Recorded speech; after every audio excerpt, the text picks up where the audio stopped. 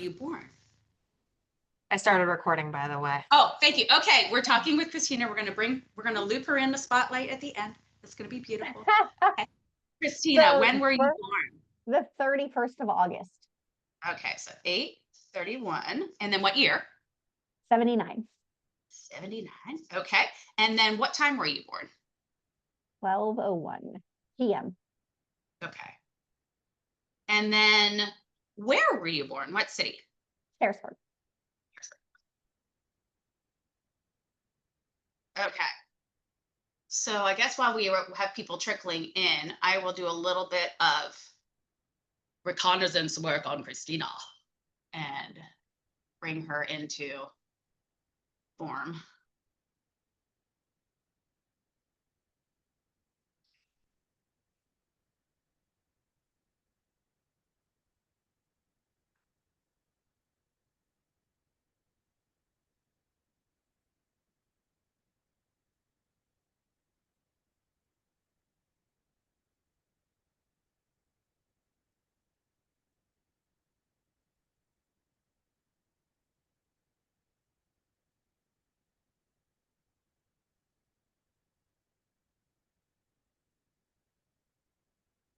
Okay, what I'm gonna do is, ooh,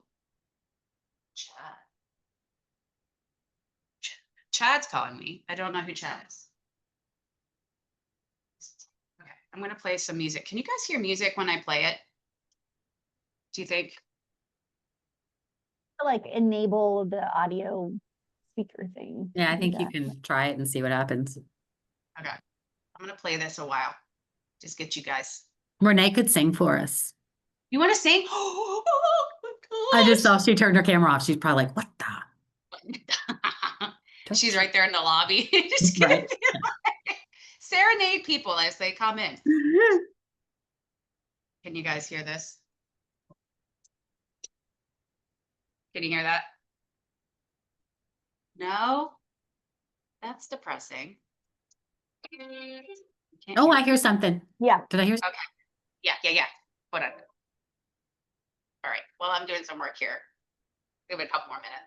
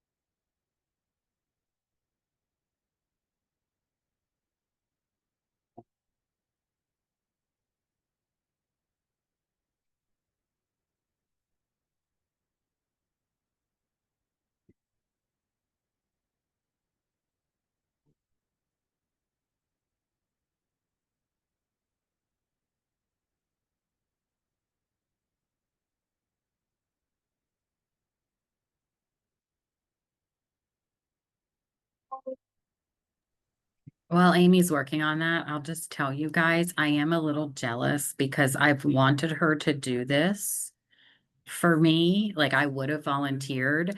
I have no idea when I was born, like the time I was born.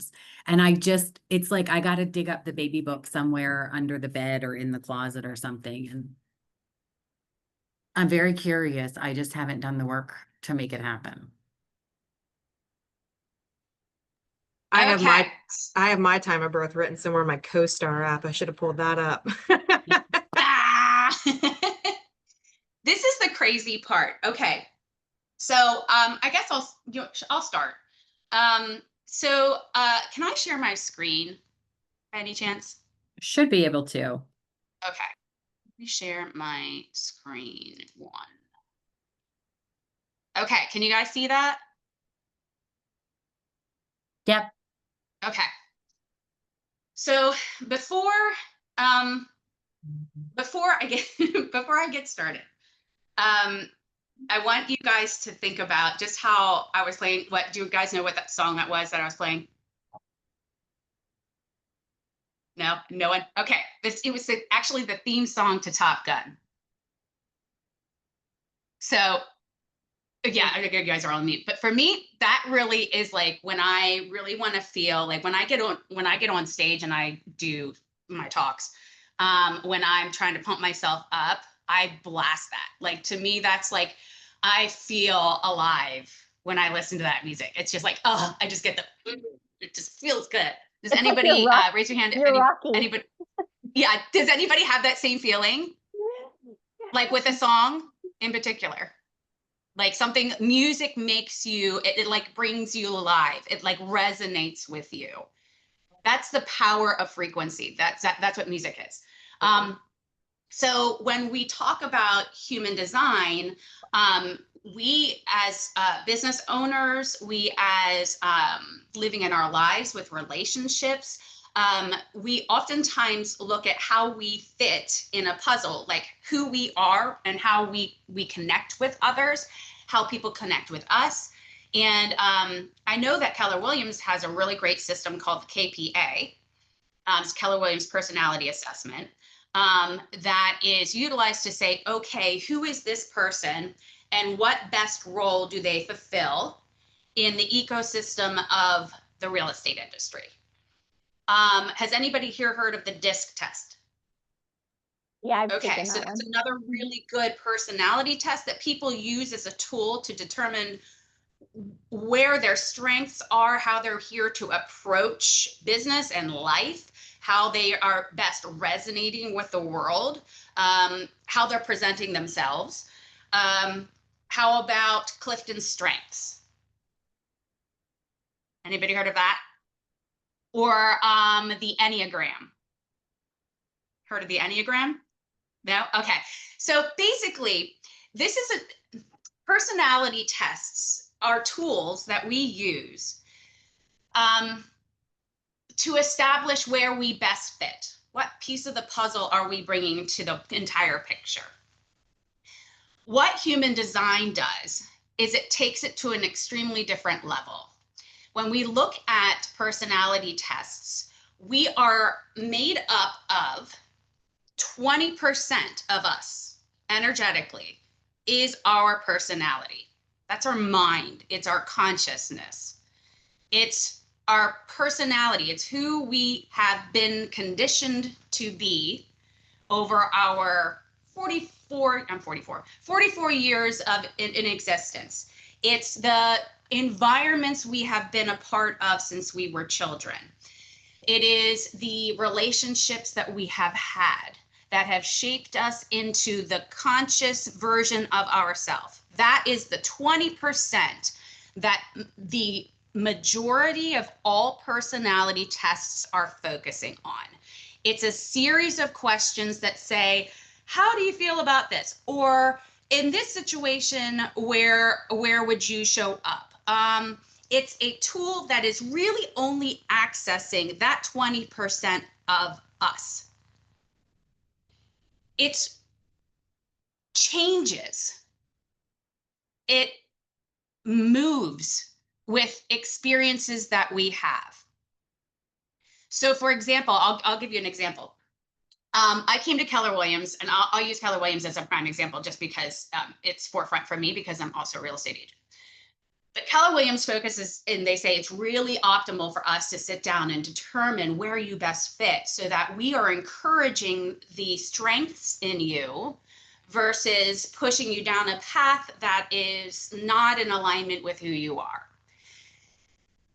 My version of the KPA when I came in was a version of me that had just had my team dissolve.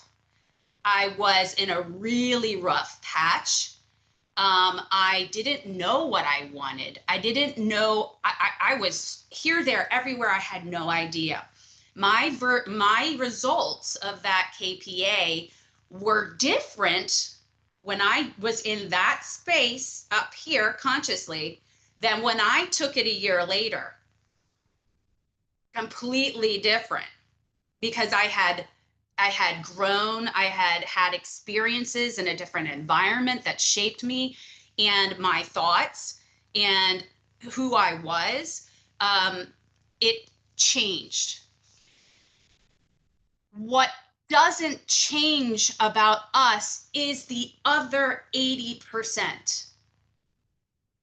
That's who we be.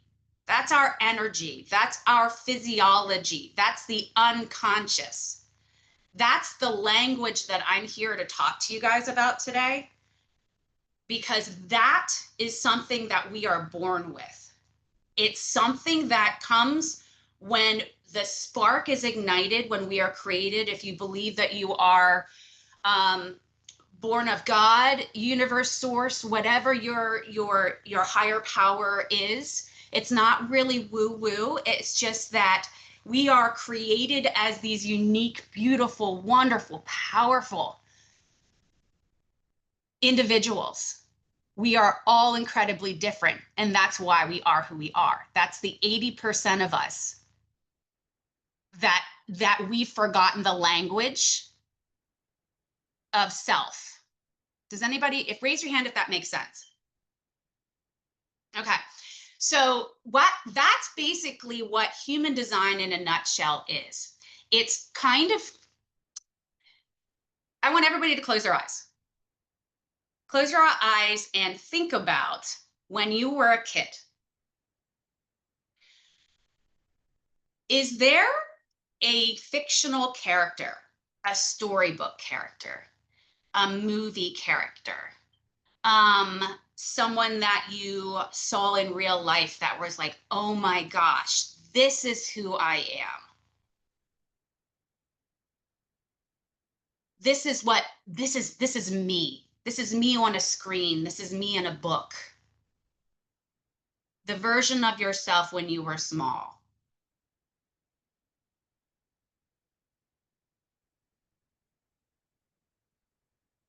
I would say the version of yourself that had not yet been conditioned. The version that had innocence. That was pure.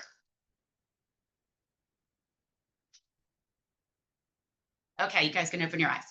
Does anybody want to share if they have an idea of what character or what version of themselves they imagine themselves to be when they were young? Anybody want to share?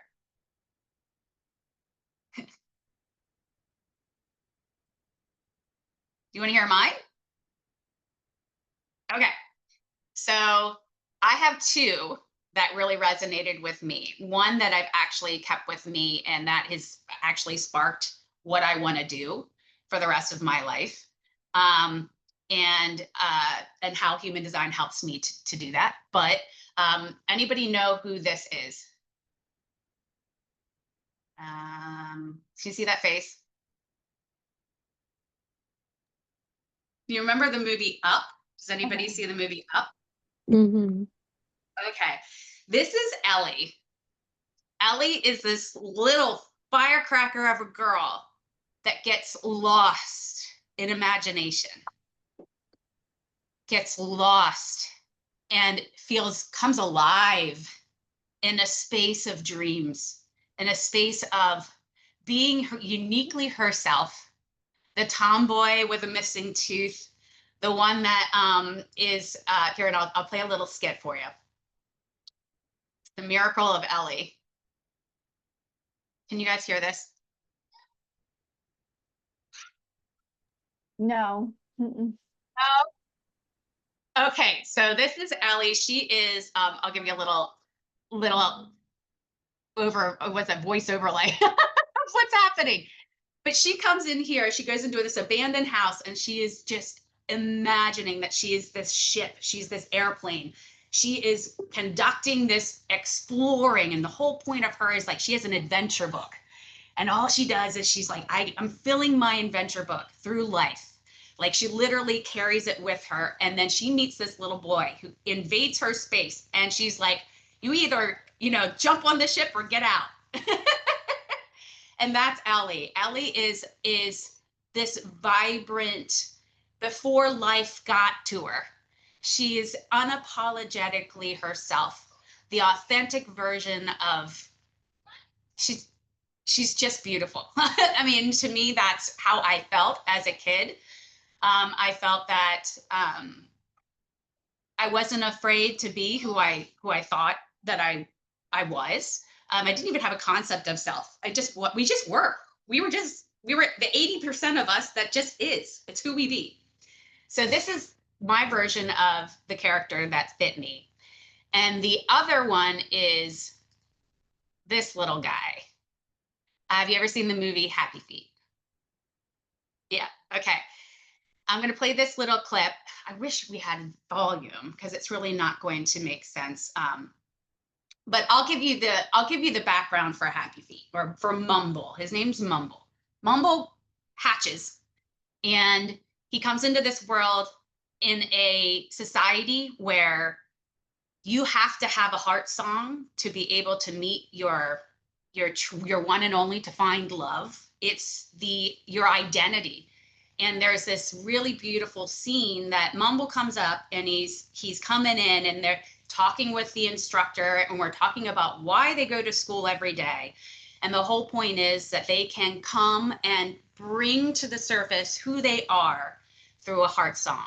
It's an individual process. It can only come from within, and it is expressed in their world through song.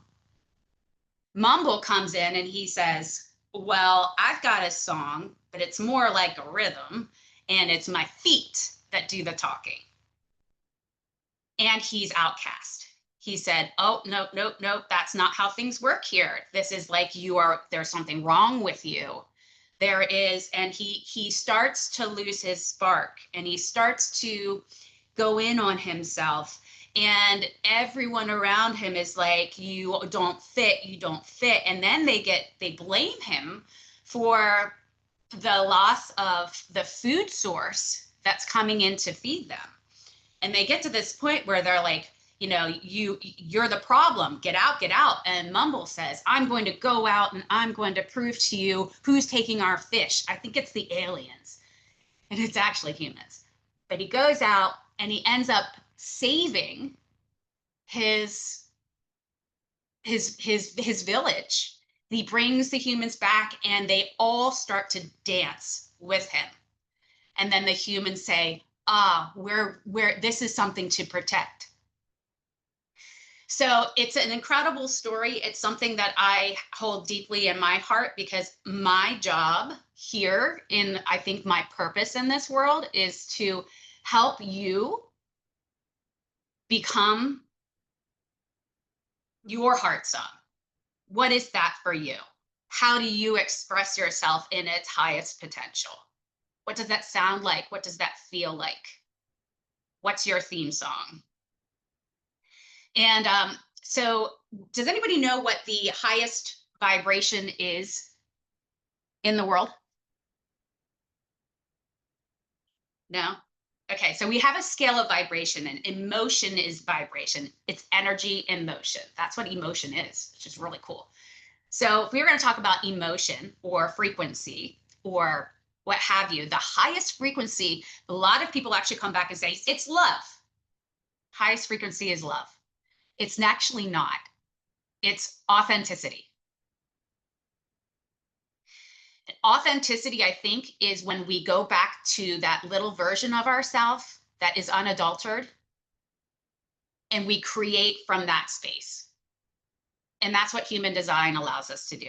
So it is actually bringing us the conscious mind, which is our logic, which is our personality. And then it's bringing the energetic work of the 80% of who we be, and it's putting it all together in this beautiful tool that allows us to understand so much more about us and being able to hit our highest potential. Okay, does that make sense so far? Anyway, now's like the meat on the bone. Okay, so if anybody has questions, like raise your hand or like put a heart. Okay, so the Human Design Symphony. We are all built with an energetic role. in this as a unique, almost like a unique blueprint, a unique timestamp, a unique, I want to say like a manual to life. In this particular case, I like to use the metaphor of an orchestra. Okay, so this is what the presentation is about, is pretty much saying why or what and why it's important to understand how human design can help you. So I always say, welcome to the Cosmic Concert. We're going to dive into what your energetic instrument is, your unique rhythm and pace, your divine role in the grand performance of life, and how to run your biz and your sound, not someone else's remix. Okay. Let's see here. So what is human design? Human design is your energetic instruction manual. It's your blueprint. It's your, like, if you were to envision, this is actually not, I would say, a very vague outline of what human design body graph looks like. But it is literally like saying, here's, if this was a vehicle, this was your car, like, what's the owner's manual? How are things connected together? How is your engine connected to your carburetor? How is your carburetor connected to your brakes? How is everything working together? But we're just saying this is your human body. It's really freaking cool. Then you can say, oh, something's not connected to something. How do I bridge the gap? I'm really struggling in applying the brakes when I need to apply the brakes. Why? And it actually gives us the tool to be able to discover things about ourselves and then actually work through them, because we actually have an owner's manual that's basically saying, this is why you're getting held up. So let's see, not forcing, harmonizing. All right, why entrepreneurs need this? Because when you know your design, you stop burning out. You stop building a business in the wrong frequency. Can you imagine someone, anybody here familiar with music? Like on a pretty deep level? Okay.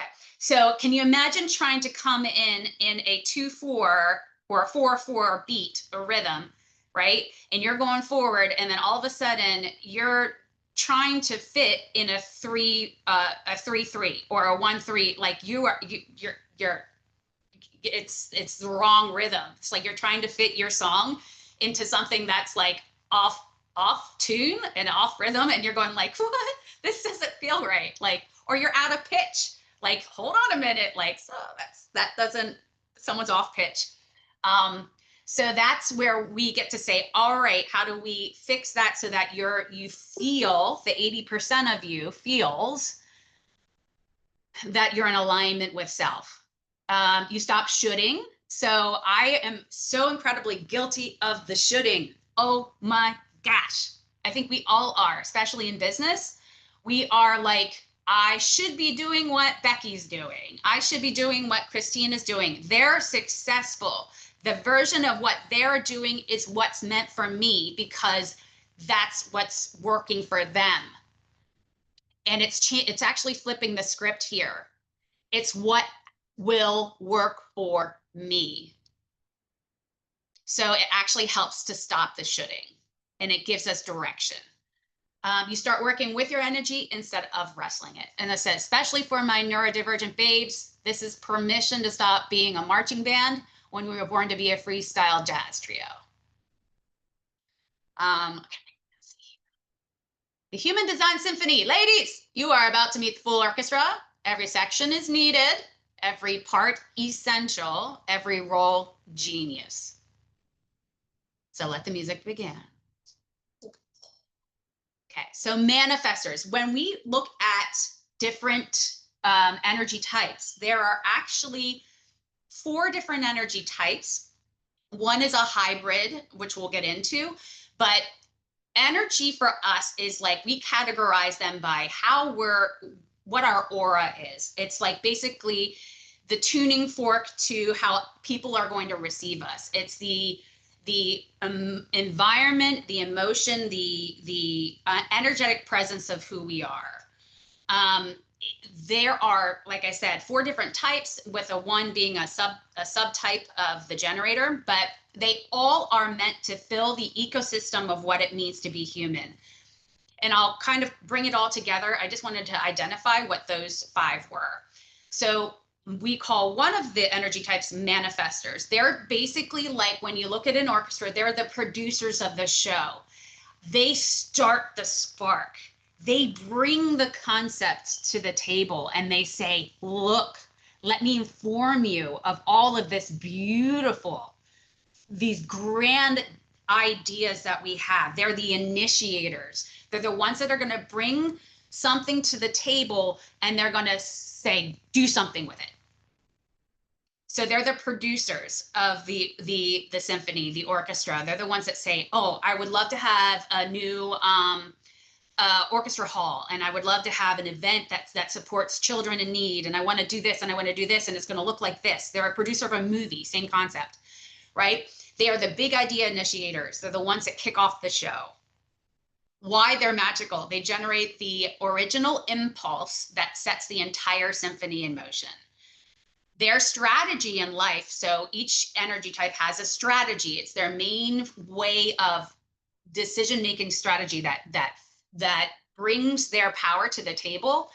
They want to inform people of their ideas, they initiate those ideas, and then they go. So that's the first type. Their frequency is kind of like a firework or a thunderclap. Let's build a new concert hall today. They are like the and I'll go into actually some people that are famous people that are manifestors, and I think you'll find the connection. You'll be like, oh, that makes sense. They're a manifestor. So that's a manifestor. The next type we have, oh, I should say, the manifestors, the spark creators, are only about 10% of the human population. Energetically, they're only about 10% of the 8 billion people on Earth are manifestors. And there's an actual scientific reason behind all of this.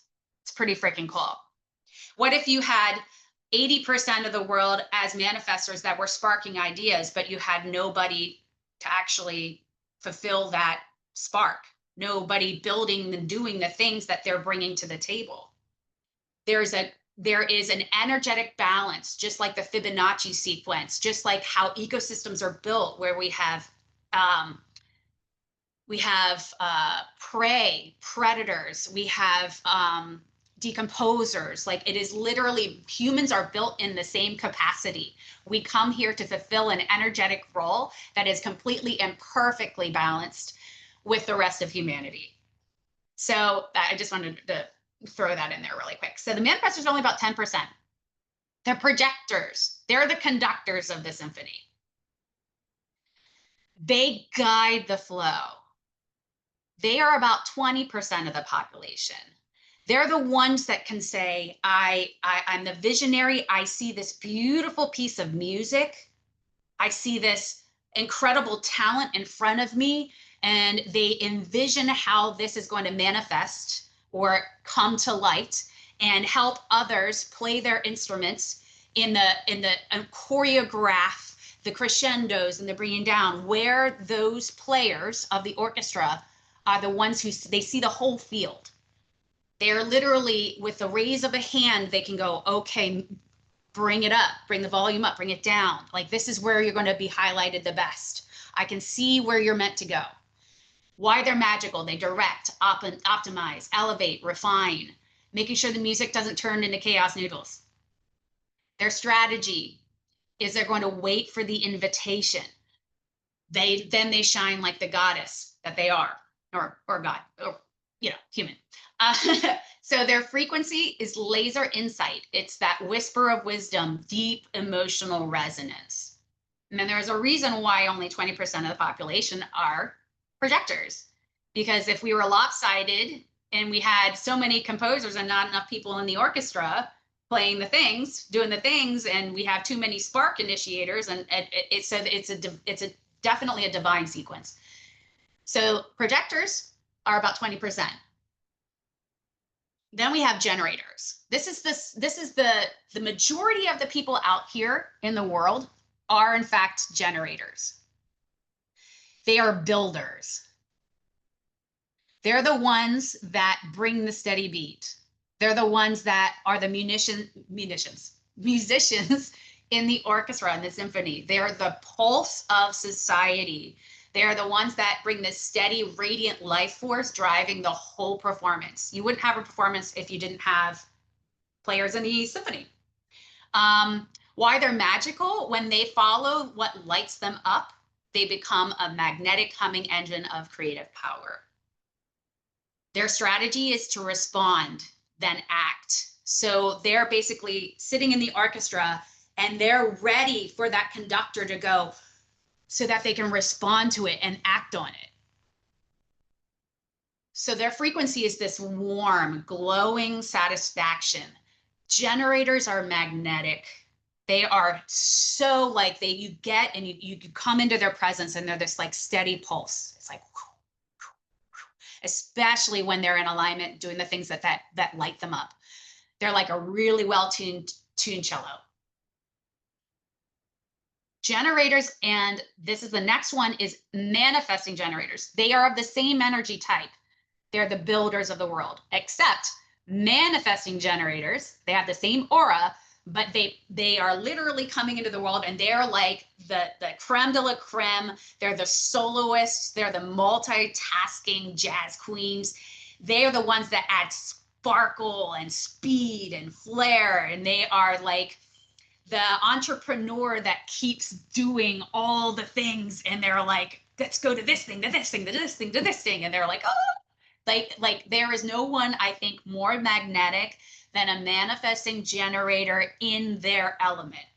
Like it's just like, it's like a beacon. It's like one of those fly like lights that they're like, go towards the light. It's just they are absolutely incredible. And they make up the same part of that 70%, which is the majority of our world out there. Manifesting generators and generators, it's important to understand this because when you're looking at relationships with people and you look at societies and cultures, generators, that's how all of our systems are built. If you understand that when you are a manifestor or you're a projector, we're in a generator's world because there is a majority of generators. Our systems, our industry, everything is built around this steady pulse of being able to play the instruments. It's your job to play the instrument, right? And as a projector, it's really not my job to play the instrument, but life and society has said, the majority of us, that's what we do.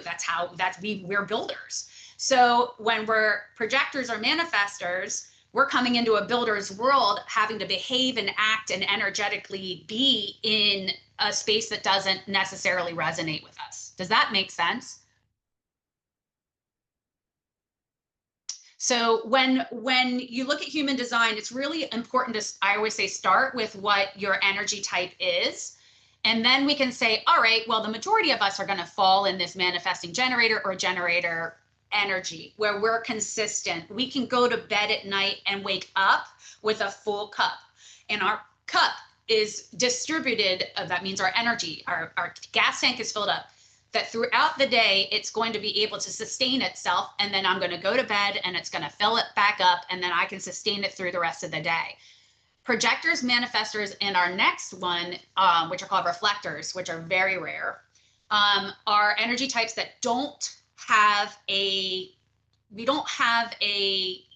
energy center here. This is the sacral here, but we don't have an energy center that is actually defined, which means that we don't have a constant source of energy. It's important to understand that because when we hit burnout or we hit something, we don't have sustainable energy. We have to be very cognizant of our energy and how it's spent because we don't know when we're going to get it next. And the way that we get it is actually being around others that fill it up for us or being truly in alignment with something that fills it up for us. It's different than the majority of the world. I'm a projector. So I can say from experience, I've been working in a generator world. And I don't know if anybody, a lot of us, well, Christina, you're entering into the real estate world. April, not so much, but Adrian, yes, Renee, anybody here on the replay, it's really hard to sustain energy in something that when energy doesn't necessarily exist. It's like being neurodivergent in a neurotypical world. The systems don't work. They aren't in alignment with how we think. There's also another level, which is human design on outside of the brain, but it's actually physiologically, our bodies are not meant to sustain like 70% of the population does. So the systems of a 9 to 5 are very challenging for the manifestors and the projectors. So it's really this very juicy, very deep, very layered information. And then I'll go into the last reflectors, which are only 1% of the society. They're I feel the room. They're the audience of the symphony. You can't perform a symphony without an audience. Like, you don't get the feedback that's necessary for you to be able to perform at your highest potential. It's 1% of the world. That are reflectors. They are the atmosphere readers. They're the ones that are mirroring the health of the entire symphony. They're the ones that are going to say by applause or boo. They're going to give you the feedback that's necessary for the whole to bring us all up to that next level. Why are they magical? They tell us if the performance is inspiring or if we need a tune-up. Strategy, they wait on a lunar cycle, which is the feel of the vibe. There's this is a very high level view. When I work with people, I go very deep in a lot of different layers of what human design is, but I wanted to give you like the 101. But that lunar cycle is about a 28, 29 day cycle in which when in life, you're like, I need to give myself, when I'm looking at major decisions, that time frame to make a decision, to really feel it out. I need to understand, and I need to sit with it, and then I can make really major decisions. You need to give yourself that amount of time. They are the moonbeam intuition, the cinematic sensitivity, oopsies, what did I do? The tornado with perfect musical timing. So that's reflectors. Why everyone's role matters. Without manifestors, there's no show to perform. Without projectors, the musicians burn out. They aren't guided. Without generators, there's no music. Without manifesting generators, there's no innovation and spice. Without reflectors, there's no truth mirror. The symphony works because each role is different, but essential. Just like your business, just like your team, just like your life. Profiles. How are we on time? Are we okay? Is this About 15 exciting? minutes. Okay. Is this making or feeling like it's resonating or understandable? Yeah. So far? Okay. So we now have we've identified energetically where you might fit into the pieces of the puzzle, the symphony, the concept, the event. We also have what's called profiles, your public stage persona. It is your public role. So in human design, we have profiles that help you, your character in the performance. So we have 2 different numbers that we associate with different types of personalities. They show up in your graph over here. So you have on the other side of the decimal point, you have a 5-2, and that would be 5-2 would be the profile over here. It's not over here, but that would be an example. That's where we get the numbers. There are only 1 through 6. So there's 12 different profiles that you personally would be potentially have. And in this particular case, the 1-3 would be like the curious investigator, 2-4, the gifted natural, 3-5, the experimental problem solver, and the 4-6, the networker role model. So there's lots of different vibes, personal personas, and public roles that we have that we can dig really deep into with human design. And that's something that I get to do with my people. The incarnation cross is another thing in human design. If you've ever heard of it, it is basically the main soundtrack of your life. It's your soul's musical theme. It's like your theme song in a way. It's kind of blending the environment in which you're meant to share your song, how you're meant to share it. It holds a lot of really big, lots and lots and lots of juicy information. It's the reason why you're on stage. It's your purpose. So I get to really dig. My purpose for me was absolutely life-changing, because I got to see it on paper, and I didn't need to answer a 3-hour-long profile assessment or a personality test. All I needed to do was literally know when I was born, where, and what day, what year, what month. Like, I didn't need, my brain didn't need to formulate a response. This is literally the science of differentiation energetically. That's what human design is. And it literally is just when I was created, what I was created for. And here's the blueprint to ensure my highest potential. So now I get to discover what that means for me and how I can go back to it and start to feel again and lead back to my highest potential. So that's the incarnation cross is really like a highlight theme that we get to discover too. It's your cosmic composition. It's your soul signature song. So here are some great information. You can totally Google this stuff too, but use examples of types of profiles. So Oprah is a generator. She's a builder. She's got a deep, powerful cello. She has a 4-6. This 6 to me has told me that in her later years in life is when she's going to be the embodied role model. She's an influential role model. That's what this 4-6. And this is something that this was something that came from her birth. Like, this was not something that we can say, like, this was destined for her. This was not something that I could say that I got from 40 questions and then I could detect this from her. This was literally her energetic blueprint that already this is her destiny for her. She's that deep. She's the builder. She builds beautiful things. She has this, her latter year in life when she hit 50 and later, holy Toledo, did you see her fly off? Like she, what's her Oprah Network, all the things. Like, she has just done so many wonderful things, built so many wonderful things. Lady Gaga, another one. She is a manifesting generator. She's an express builder. She's the soloist. She's the one that stands out. She makes the flame brighter. She spices life up. She's flamboyant. She's that electric violin. She's a 2-4, which is the natural influencer. She's out there doing the do. Like, just being around her is electrifying. Obama, he is a projector. He's 20% of the population. He is a 5-1. He's a wise conductor energy. He stands into this space. He can see, although some of his practices might be, whatever.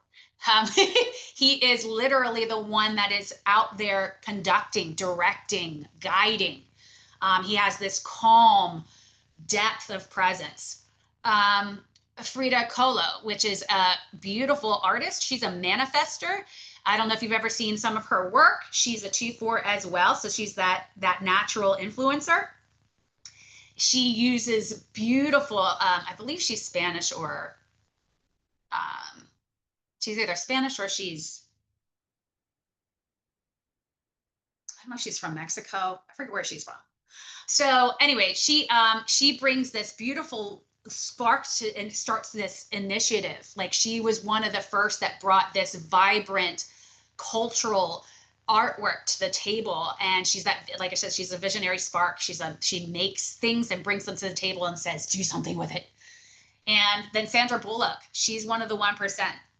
She is the reflector, which she emotionally mirrors she's in a great emotional mirror of a room. If you've ever heard her speak, she's an incredible speaker. And you can see her depth of knowledge. She's able to talk and communicate on a level that resonates with exactly who you are. It's the mirror that is necessary for having growth, but in a way that feels so incredibly authentic from person to person. They are literally your mirror. So yeah, some celebrity cameras. And then here's the hot seat. So, my dear Christina, would you like me to go over you have a very in-depth body graph. I hope my time was okay. Like, Okay. So we can be the exact minute is not necessarily a huge deal if we're off a couple minutes. It's when we Okay. see big gaps of time. So I think as long as you're okay with saying I was about 12:01, we'll be good. okay. So I wanted to show you, just like to compare and to show you, bring it all together.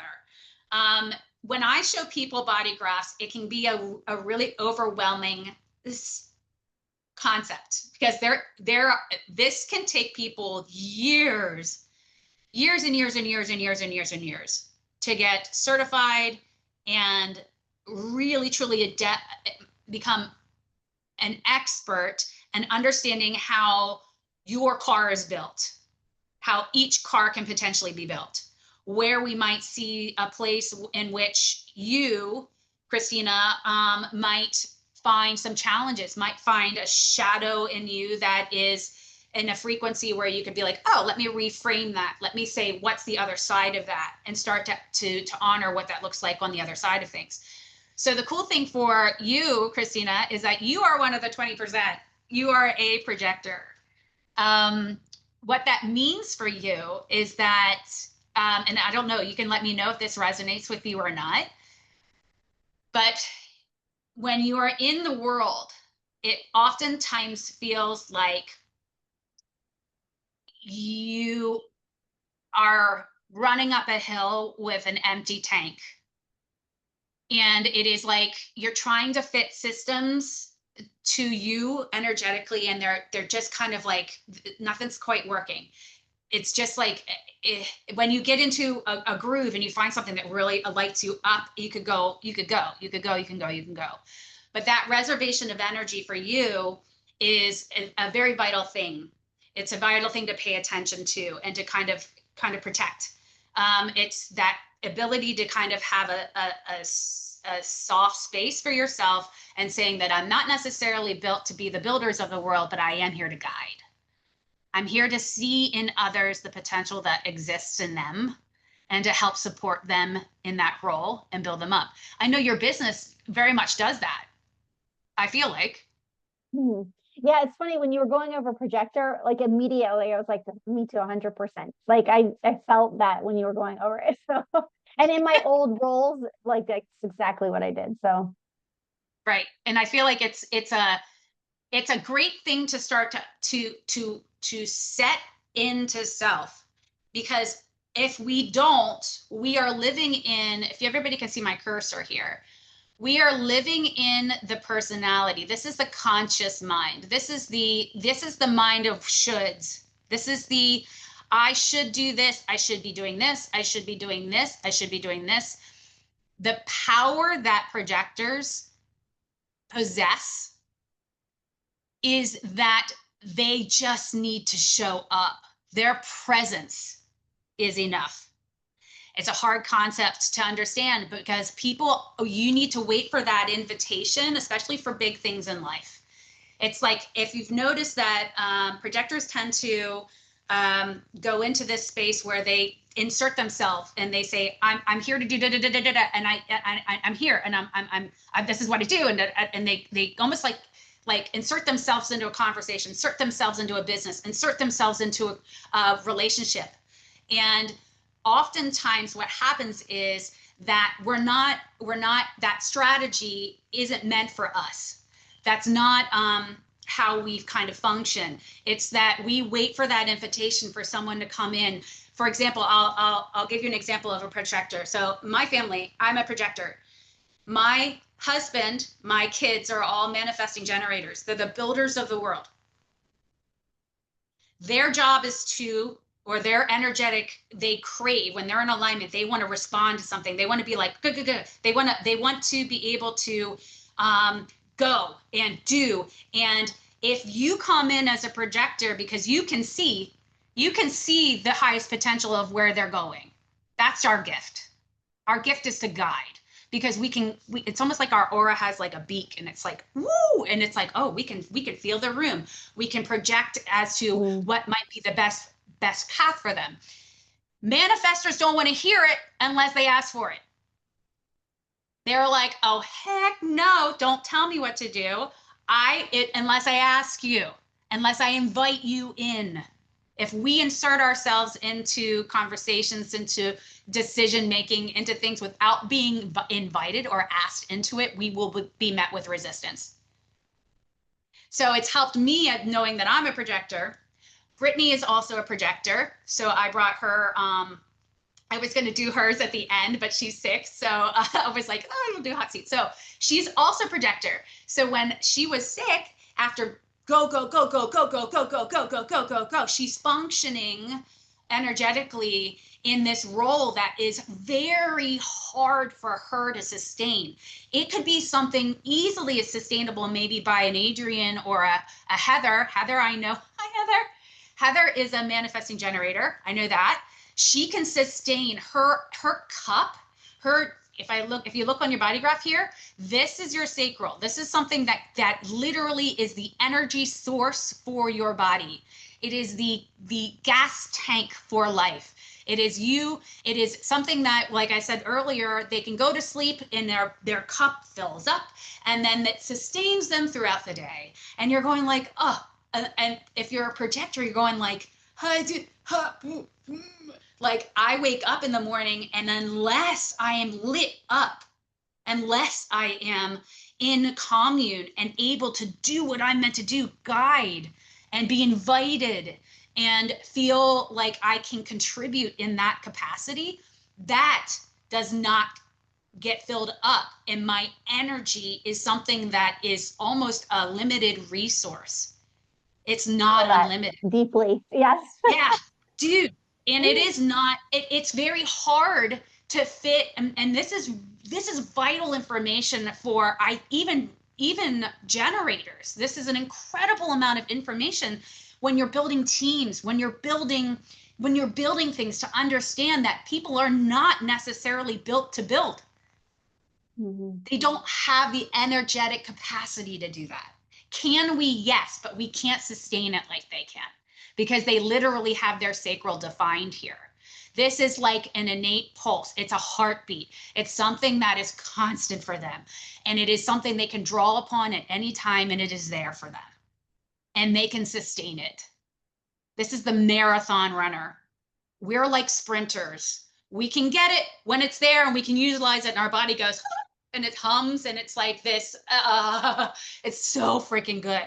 But when we are without it, and we try to consistently do and action and go and go and go, we literally have system breakdown, which is probably what Brittany's experiencing, a little bit of that. I can't say for her, but I would anticipate, because I feel the same way.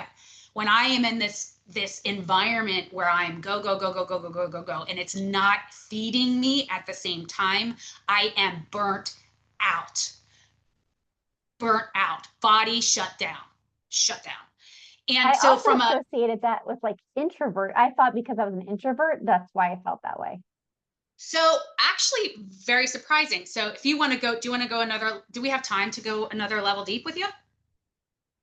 Would everybody like that? I don't know if anybody else is good, but I'm good. Would anybody else like to raise your hand if you think that would be fun? I think it's fun, but I mean, I love doing this. This is all I do all day.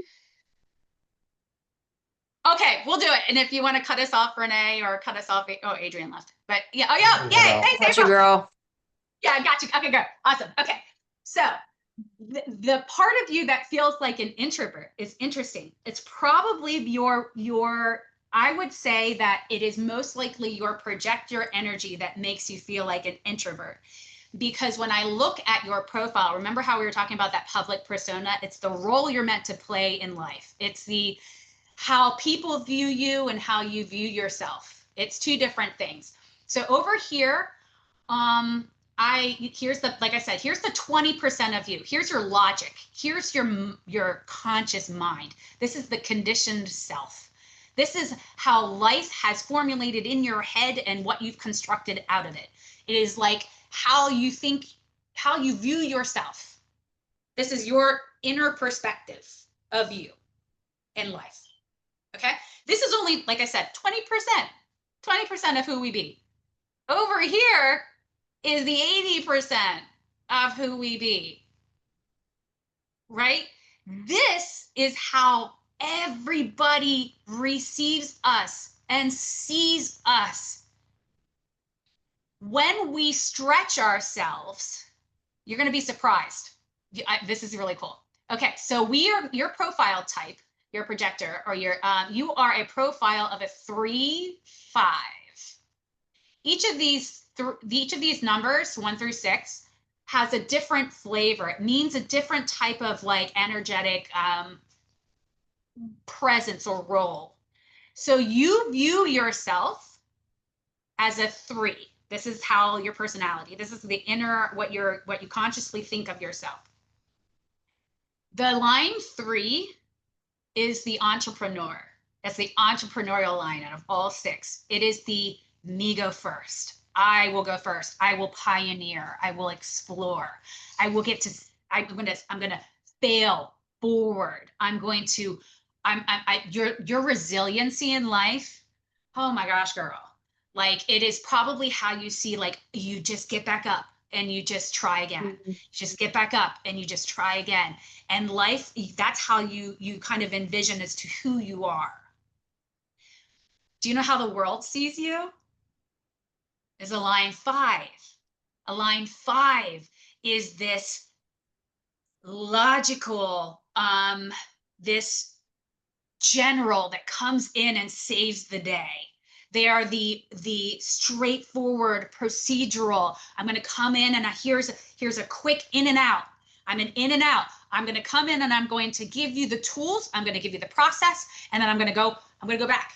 I'm the general that says, here, I'm going to save the day. I won the battle. And then I'm going to go back to my cabin and I'm going to eat in my cabin. I don't eat with the mess. I don't eat with the people in the mess hall. Like, no. Like I'm going to come in, like people come and they look at you as a line 5. And that line 5 is this like authoritative savior in a way, which also has its challenges for you. In a sense that line 5s tend to have this flavor where you can come into a space and people understand that you are capable of doing everything. And that can get really exhausting. That can get really hard to say, I've got to put boundaries up as to what I'm here to actually do, what I'm here to actually fix. I'm not here to fix everything. My daughter is a line 5 as well. She comes across, and I know she's capable of anything. And I oftentimes take advantage of that without even knowing. I'll sometimes go, oh yeah, Erilyn can do it. She can do it. She's got it. She's good. She can do it. She can make dinner. She can do this. She can do that. Da, da, da, da, da. And the next thing you know, I'm just thinking she's going to do everything because she's great at it. She doesn't want to do all those things. It's not what she's here for. So sometimes that savior complex kind of gets pushed into your court. I mean, that's typically what line 5s anyway. So if any of this is resonating with you, and that 100%, yeah. And it's really interesting. Like, I didn't need to ask you any questions. Like, I didn't need to, like, in a sense that, like, I didn't need to ask you what your logical brain felt about any of this for me to gather all of this information from you. That's the beauty of the what human design is. It's quantum physics. It's the I Ching. It's astrology. It's gene keys. It's this, it is proven science that allows us to speak energy. And that's a language that I think that we haven't been taught to understand or to lean into, because we think logically, we think with the logical mind. That's how everything has been built for hundreds of years. So bridging that gap and being able, and do you know what's really exciting for you is that people see you as the line 5, that general, that person that's going to save the day. They've got logical next steps. They're able to bring a concept and bring it out into the world. And they're going to be like, this is what I'm going to universalize this concept because I'm able to, I just almost like that. I'm the savior. It's not in a bad way. It's actually really beautiful. But that's how people see you. This is oftentimes how people see us is usually not how we see ourselves. It's usually not. And that's the beauty of where you get to lean into that version of yourself, because that's how people already see you. That's where your growth lies. You leaning into that line 5 is going to be like, and it's going to help expedite what you're doing. So some suggestions I always say for my line 5s, I have the ability, and I can see this in my own body graph. I have the ability, I have like X-ray goggles for line 5s. Like I can see what people, and when I look at people in businesses, I can see, or in life or in relationships, I can see their line 5, meaning that I can see where people are seeing the strengths in you. I can see where people might be taking advantage of you, not intentionally, maybe intentionally. I can see how you might be showing up in that you aren't creating great boundaries. You aren't setting maybe very clear expectations as to why you are here and what you're here to do. So I have that knack to be able to, like, those are my version of X-ray goggles. You have X-ray goggles for the line 3s in the world. So you have X-ray goggles. You could probably look at anybody here and say, oh my gosh, look at them being the person that's going to pioneer something. Look at what they're doing in their life. Like, look at how you help people in businesses. That's what you do, right? You literally, that's what you do. Yeah. So yeah. like, if you can literally pinpoint in their businesses the things that might be holding them up, the things that they're tripping over, that are causing resiliency or making them learn resiliency when they've already learned that lesson. You don't need to learn that again. Let me come in. Let me help you in this very clear way with your line 3, meaning that entrepreneurial line. How do I make things more efficient? How do I universalize your message for you? Because that's my strength. So yeah, that's a really very high overview of some of the things, some of the information that your body graph holds.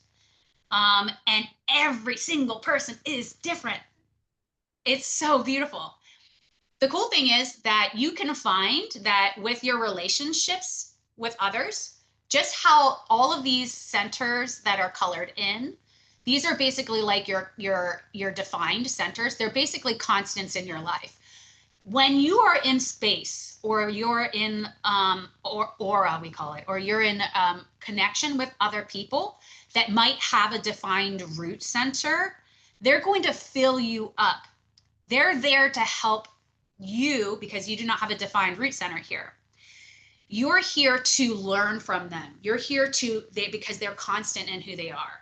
So you're here to kind of like basically absorb what they're there. And you're going to find that some people fill you up in different ways. And when you know their body graph, you can actually get to really geek out and be like, oh my gosh, that's why. Like my husband has a defined heart center. You have a defined heart center. Your identity, you know who you are. You know, like there's and that for the people that might have an open heart center, they're like that identity. They're like, I have to seek through others. I have to seek through life experiences who I am. And through those experiences, basically a degree, identify, and life teaches me, versus having an innate knowing of who you are and then just kind of like saying, ooh, I'm not really acting that how I know I am today. I'm going to adjust. Where someone else is going to go out there and say, I have to learn who I am. And it's going to be like, I'm going to gather information and start to adjust that through life, because I'm not constant. It's going to change with the people I'm around, the environments I'm in, experiences I have. Oh, wow, that makes so much sense. Okay. Okay. So huge in starting the identification of self, and really not identification, but the exploration, it's such an incredible tool that is a lifelong process that almost requires the effort to be on self.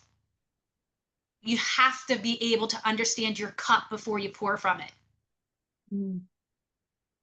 Because you have to know what's in it. You have to know, like, what am I capable of pouring?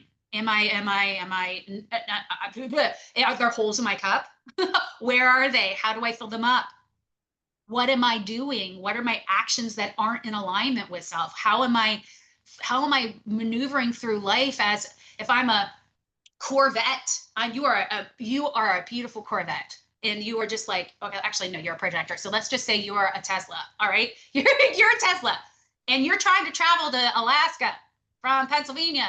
And you're going like, how do I, oh my gosh, I only have so much energy in my battery. And if it gets cold, I might have less, because batteries, when they get cold, they don't have as much power. You know, like, you might have to have a different route because you have to make sure that you've got charging stations along the way, where gas stations are a dime a dozen. You could fill up every corner. There's a gas station in every corner when you're a gas-powered vehicle. When you're a battery-powered vehicle, you might need to have a different path. You're not a 4x4, girlfriend. You shouldn't be off-roading with the Jeeps. And before you make the trip, wouldn't you want to know how how you function, how you are? If you're making that trip and your destination is Alaska, you've got to understand how you're going to get there, and to ensure that you're not pushing your vehicle in a way that it's not built. You could certainly try off-roading. It might hurt a lot, but you can certainly do it. We aren't vehicles, like we aren't cars. We can do the things. We can all do everything. There's no limitation on that. But the power of who you were created to be lies in when you are in alignment with how you're built. So, yeah, that's kind of it. So my empty ones, how do I know who to go to fill them? Okay, so this is great, because this is basically like saying, all right, here is like, it's like being really skilled at something. You know how geniuses have this, like, this constant, like, they don't really know why they know what they know. They're just really good at it. Like, it's just like life didn't have to teach them the lessons. It's innate, it's constant. It's an energy in that center of you that is something that is, you are literally like emoting it to the world. It's just like, here I am. This is a part of me that literally is innate. I didn't have to learn about, like, for you, you probably didn't have a lot of life's lessons to teach you who you were. Where these centers, you're going to have people, experiences, environments. You are going to have lessons in life that are going to help you develop these parts of you. And each part is different. So just like how a car is built, there's the engine, there's the brakes, there's the rotors, there's all the things, like the air intake, there's the wheels, there's the shell of who you are. Without, you are going to learn these parts of yourself through others. You will innately get that without knowing it, because it's all energy. So the cool thing to understand about these centers that aren't colored in is that this is where your wisdom lies. These parts, can a genius teach you how to do what they do? No. The people that are incredible have had to learn it the hard way, have had to have life come at them. This is where your pain is going to create purpose for you, because you've had to learn it. And if you have to learn something, what's the best way to teach? What's the best way to learn something? To fail. To fail. But the best way to learn something is to teach it. Oh, right. Yeah, that makes sense. Right? But you can't teach it unless you've had to learn it. So it's kind of like saying,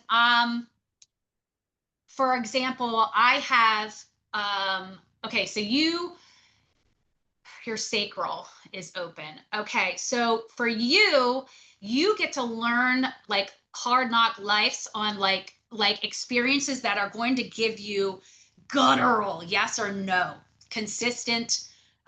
It's the pulse, the steady pulse behind life. Let me give you a root difference. Okay, for roots people can get.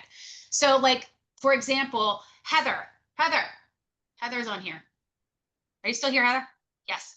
Okay, I'm going to show you because I don't have my root defined either. Let me pull up. Oh, no. Yes. No. No. Library. Oh, there we go. Heather. Where? Heather, do you mind if I show, before I like totally like single you out? Hello. Okay. No, you're good. Okay, you sure? Yeah, you're fine. You're very echoey. I'm in the training room or in the, Oh, yeah. oh, Katie and I are listening here. Katie? Katie Gianelli. Oh yeah, hi. What's up, girl? Hello. Okay. Hi. So the cool thing is about Heather, in just comparison to you, she has she doesn't have a defined root. I thought for sure, Heather, you had a defined root. She has a defined sacral. When you are around Heather, this is at least my experience with her. You don't know Heather, but you should. She's amazing. But when Heather has this innate, like she has this constant grounding to her, it's almost like a steady beat. It's like the pulse to life. That's what the sacral gives. That's what builders give. They are literally emoting energy. They're emoting like this, the heartbeat, the pulse behind everything. So when you get around Heather, she doesn't know how she does it. She's just being. She's like, here I am. And for people like us, we are absorbing her. She's emoting, we're absorbing her. So for us, it's like we almost feel. Now, if Heather's showing up in a really crappy, shadowy, icky side of that, like if she's in distress and she's not in her highest frequency there, in her sacral, in that steady space, we're gonna pick that up. We're going to pick up however she is being, whatever she's emoting. So if you've ever noticed somebody that's in this like beat and it's just like inconsistent and they are like, you can tell because you can pick it up.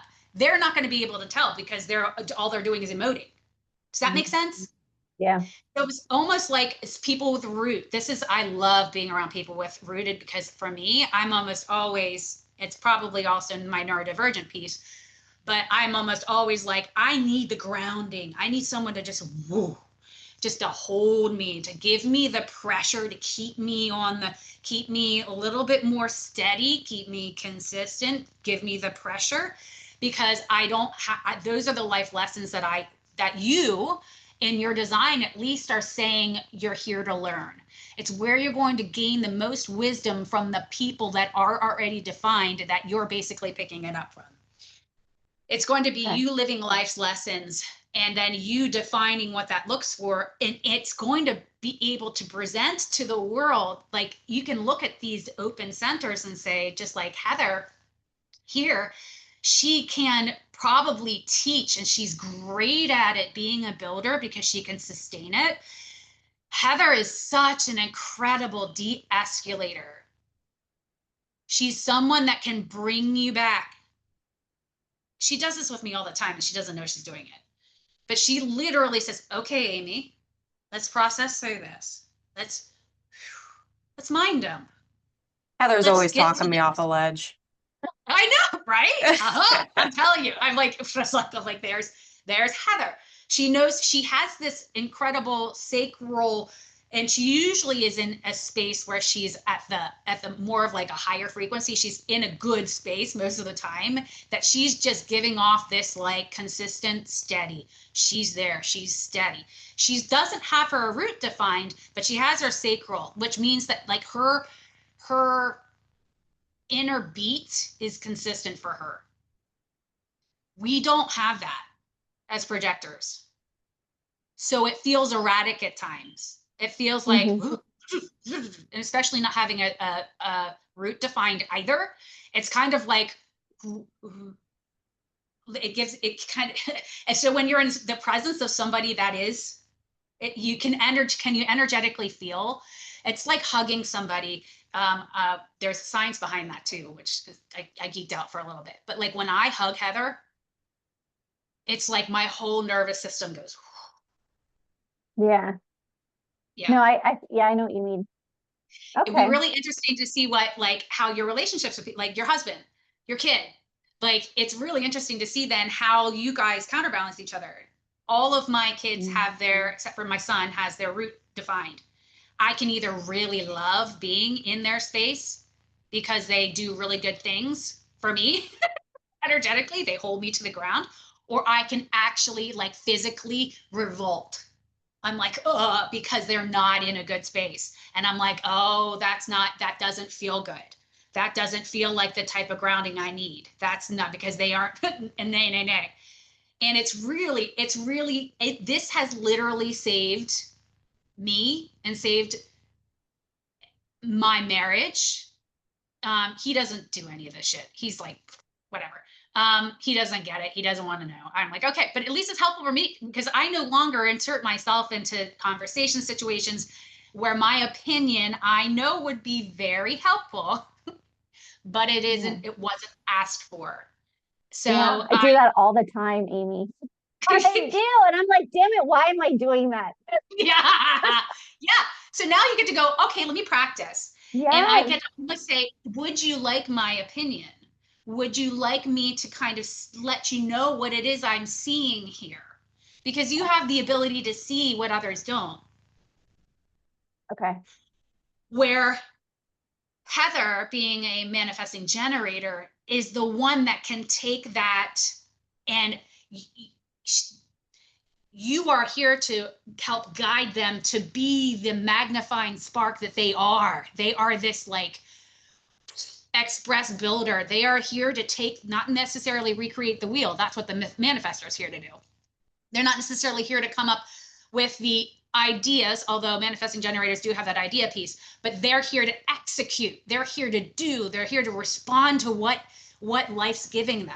And so it's a neat art to learn how to then speak to and communicate where you know that what you're going to say is going to be able to be received. It's like changed everything for me, like everything. And how Heather might not know, but she's like her mom. Okay, her mom's a manifestor. So my aunt, because actually Heather's my cousin. So her mom is a manifestor. She's the idea. She's the one that comes to the table with, oh my gosh, let's create this. She runs an opera company. Oh, hello. Like she's like a producer. She's like, here's the idea. I'm gonna make this thing. It's so beautiful. Oh my gosh. And then she's like, okay, everybody else do it.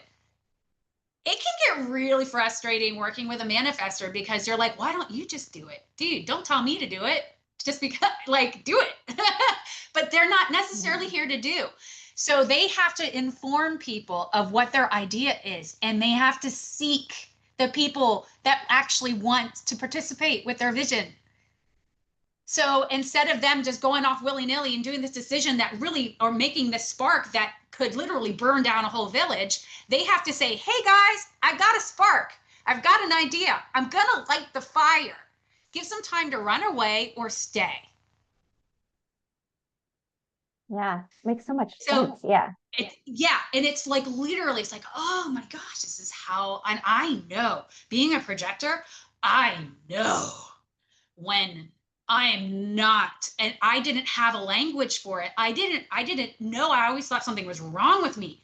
I'm like, why can I not sustain? Heather can attest to this. I had some of my best years in real estate, $15 million a year I was doing by myself, in a sense that I was go. It was the least successful I have ever felt in my entire life, but I was being celebrated for it. 23 years of doing that. Yes. I hear you. I literally, there was a transformation that literally brought me, and it still brings me to tears because I'm like, there is no reason for us to feel like we are not worthy of, because we just haven't fit the majority. It's like mumble, like I don't fit, I don't have a heart, like my heart song is different. Like I'm meant to bring something that is so very beautiful and worthy to the world, but it doesn't look like what you're doing.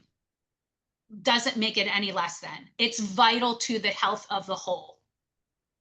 And when you have a vocabulary, a vernacular, a method of communicating in this level, this deep of, and it changes and it evolves.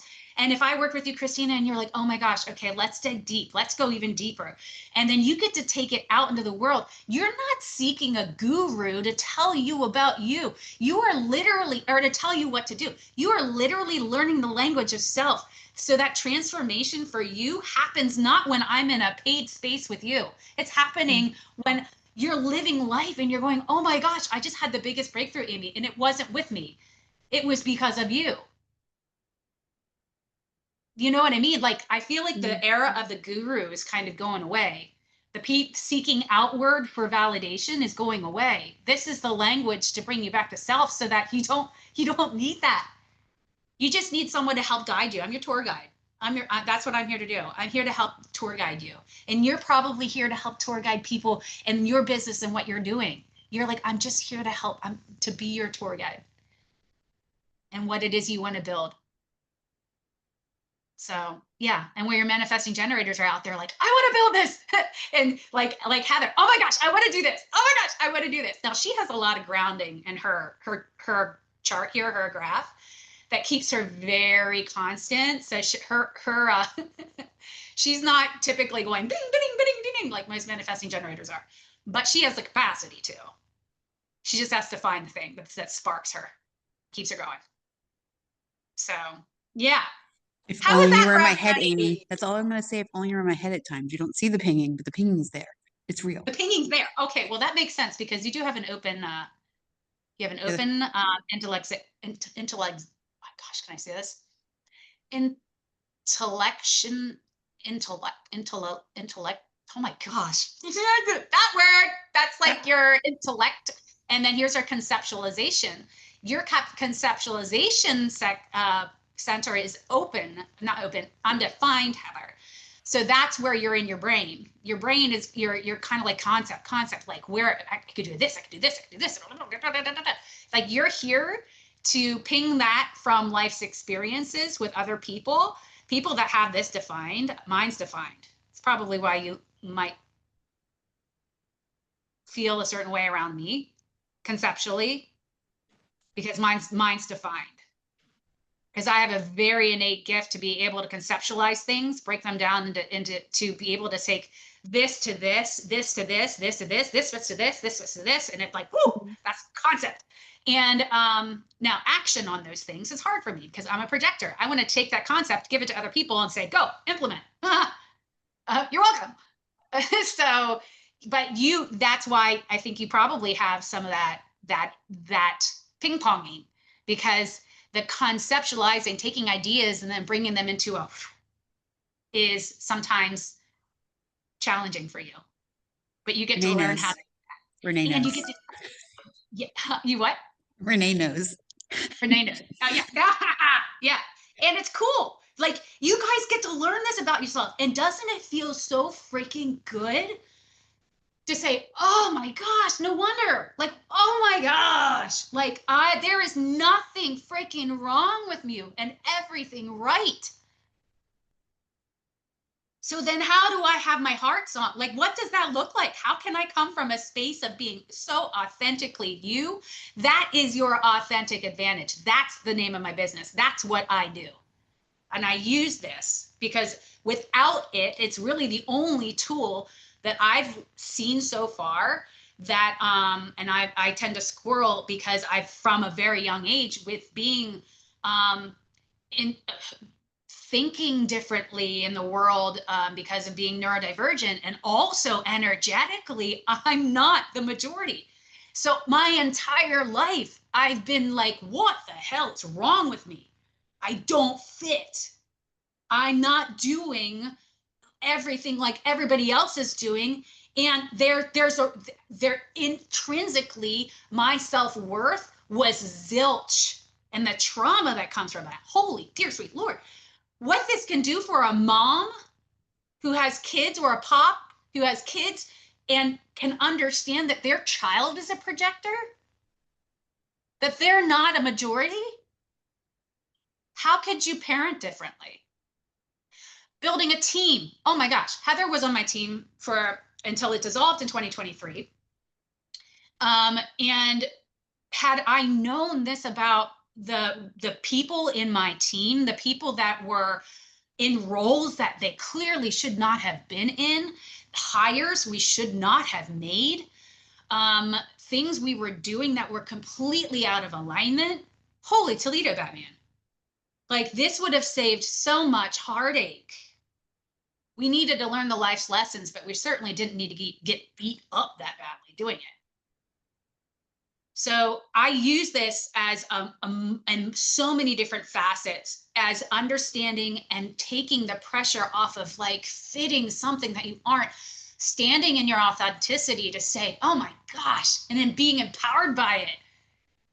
It's freaking miraculous to me. Miraculous. That I can look at every single, I can pull up a chart of anybody and be like, oh my gosh, look how, I'm going to swear, fucking beautiful they are. And then just say, oh my gosh, do you know how like you might be showing up in your relationships with your significant other, that this is why you might be having the, like, you're just, it's not working and you're like, I want to give up. This is a methodology. I can almost guarantee you that this will be used in almost every single coaching platform starting from about 20. I'm putting a little, like, what do they call that, prediction out there. In the next couple years, this will be the tool that is being used for marketing. This tells you how to market. This tells you how, like, what you're meant to do. Like, I've done that with people. If you're a line 5, you are okay with cold calling. Or almost like going to college. Like, what the hell do I want to be when I grow up? Like, yeah, exactly, dude. Like, you could, like, yeah, your purpose. Yeah. Like, I could go into your incarnation cross, which is literally your life's purpose. It is how you. It is like 70% of why your literal purpose in life is like these top 4. We call them gene keys, or these aspects of your chart. Like, I could hours upon hours upon hours upon digging, upon learning and saying, oh my gosh, like when I learned what my incarnation cross was, or my gene sequence, like that's what, it's like lighting up a Christmas tree. It's saying, this is how you're meant to shine in the world. This is like the universal language. This is like what you are literally here to do. And it's like, oh my gosh. And it's like, it's not woo. People look at it and go, wow, this is woo. If I brought up Brittany's chart, oh my gosh, would everybody be like, okay, Amy, can you please work with me? Brittany is like, you would be baffled. And I didn't ask her any questions. I didn't ask, this has nothing to do with me trying to logically figure out who consciously Brittany is. It's so incredibly powerful what you can know about yourself through human design. It's baffling. Anyway. Okay, so I've kept you on for like probably 40 more minutes. So interesting. No, right? It's definitely a rabbit hole. I would say that if you do want to work with me, I do have one-on-one options. I do have team options. See here. What was that? We don't force harmony, we create it. What? I don't know if I have a. So if you guys do want to, I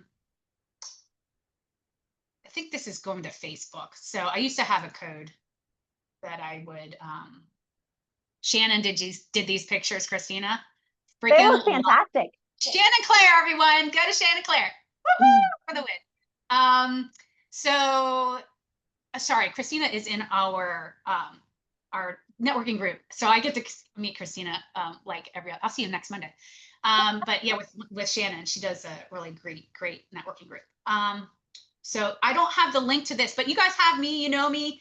If you want to work one-on-one with me, I can do that.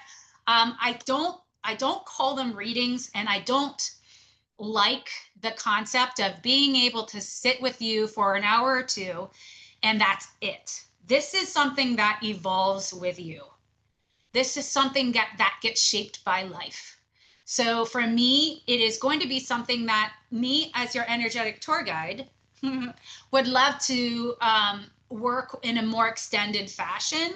I can certainly give you a high level view of your chart, kind of like I did with Christina.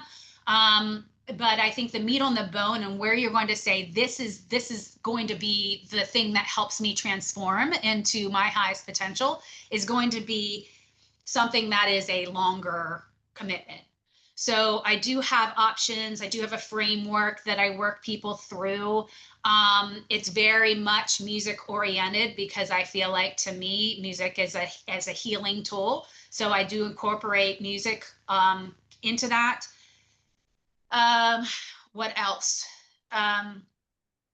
So if you do feel like it's something, like if you're building a business, if you're building a team, if you need relational help within family, if you just want to start with self and you want to say, okay, how can I show up in my business better? How can I show up in my relationships better? We can certainly start there too. So it's utilizable in so many different situations and environments. So I would love to be that resource for you. And I hope that this is like, at least gave you a little bit of a 101 with my geekiness on human design. Thank you, Amy. Thank you. Fantastic. Yay. I'm so happy. Thank you for allowing me to, Renee and Adrian and Brittany, for contacting me and letting me, do this and share my heart with the world, my heart song with the world. So I have to say, Amy, there was this lady that did similar